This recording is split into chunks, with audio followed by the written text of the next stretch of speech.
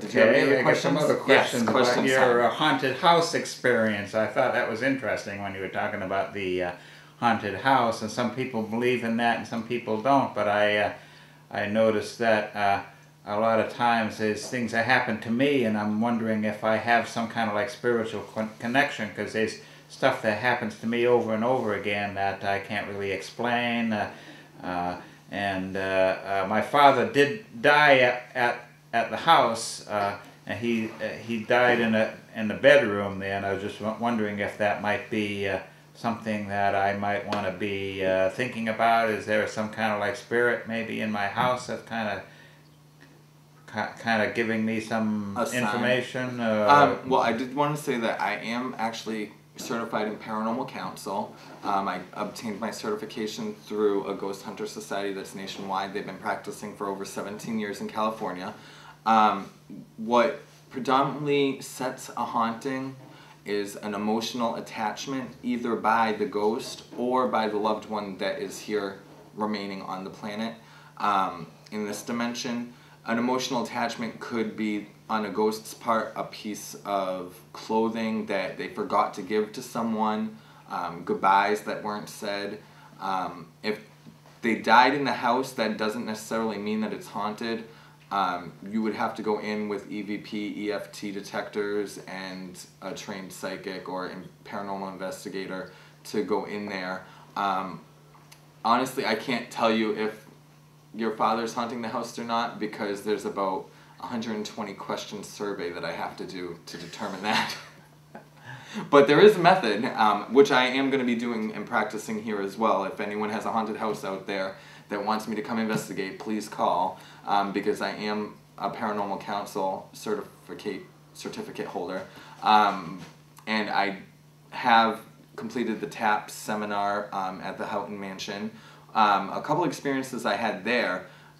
It's the Houghton Mansion in North Adams, Mass. I don't want to take any credit or any legal stuff, but I'm just announcing that as an experience I had. And the TAPS member from Ghost Hunters on Sci-Fi Channel were there. They were guest investigators, and there were many things that happened there. What generally happens, like, we were there for 2 nights and then a review night for the 3rd night. We didn't do investigating on the 3rd night. And I'm actually writing about this in my autobiography at this time too, which is another reason why it's fresh in my memory. In an episode of Haunting, the first night we got there, it was about 100 people plus, which was why I couldn't really get any definitive answers for myself with my pendulums or my dowsing rods, because when all those energies are in the same place, holding up the pendulums and dowsing rods pick up off of other people's energies, and they aren't too reliable in their answering of questions. However, the ghosts kind of tasted our energy because they use our energy to manifest into the physical form. And with around roughly 120 people there, they had a pool of energy. However, the first night, not a lot happened, and the message that I got psychically, intuitively from them was because they were tasting the energy, kind of, they were hoarding it, they were sucking it up, not stealing it, they were just sucking it up knowing that we were going to come back. And then the second night is when all hell broke loose, as people would say. Doors were slamming, hangers were moving, things were flying out of closets, people were hearing voices. We went up to the secret chamber that they had where they were doing initiations for a secret society or something or other, where there was a mock electric chair, but it was actually in working order for something.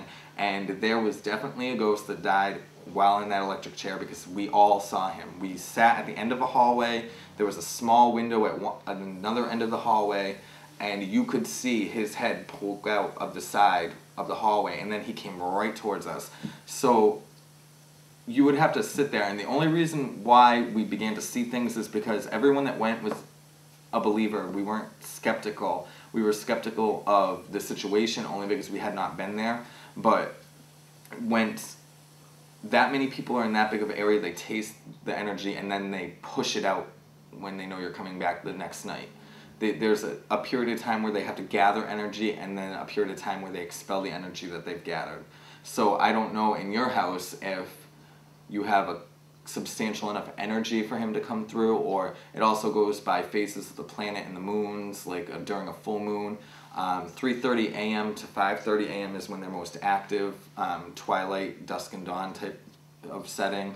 I would really have to kind of go to your house to give you a definitive answer on that. But I'm well versed in it. If anyone has a haunted house or thinks they have a haunted house and they need help, I won't charge you anything.